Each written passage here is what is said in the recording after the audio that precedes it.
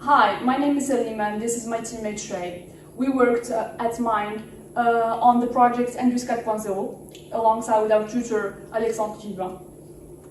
Basically, we're going to talk about the objective behind the project, and then the method that we used, sand casting, and then the melted aluminum. And finally, we're going to conclude and see the possible improvements. Basically, this is the part given to us by our tutor Alexandre Givin, so as to manufacture it using sand casting. Donc, par rapport aux composants du moulage en sable, on a le châssis supérieur qui contient la partie supérieure de la pièce. On a l'attaque de la coulée. Là, on mettra notre métal fondu par gravité. On a les aimants, les masselots. On a un système d'alignement du moule. On a l'empreinte de la pièce. On a le châssis inférieur qui contient la partie inférieure de la pièce. Donc, par rapport aux pièces brutes avec le dispositif de coulée, qui contient aussi le système de masselotage qui gère le retrait volumique et plusieurs défauts. On a aussi d'où on a sorti les plaques modèles inférieures et ainsi supérieures de la pièce. Pour nos deux plaques modèles, on a utilisé une impression 3D en résine photosensible, mais malheureusement après le post-processing, on a eu un défaut, c'est le fléchissement des deux plaques modèles dû au rétrécissement de la résine au milieu. So now it's time to machine the core box.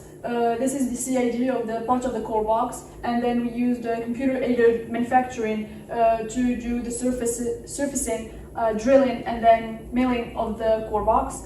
We used a hemispherical mill, and then we added 10 centimeters on each side the boxes in yellow, so as to be able to put the core inside of the print. And so as to get the drag and the coat, we used water jetting. So here is the result of the previous step. We got the prints, and now it's time to manufacture the core. So basically we used the molding, and then we sprayed it on the core box, and then we used sand, silica, pure silica as sand, and then 10% of mass of sodium silicate. And then we used the carbon dioxide to harden the core.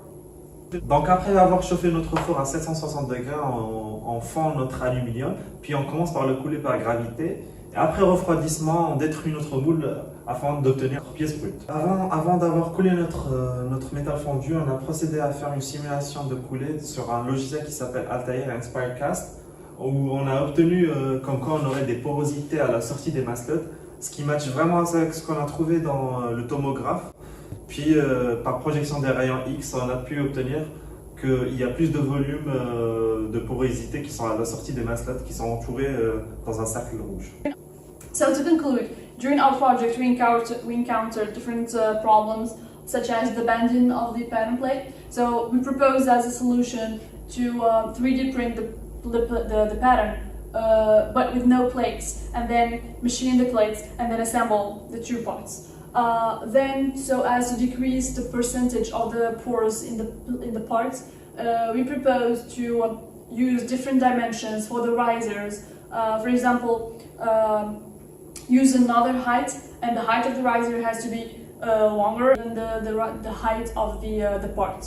And also, we can change the diameter of the risers. And finally, the parts should be machined using other processes. Thank you so much.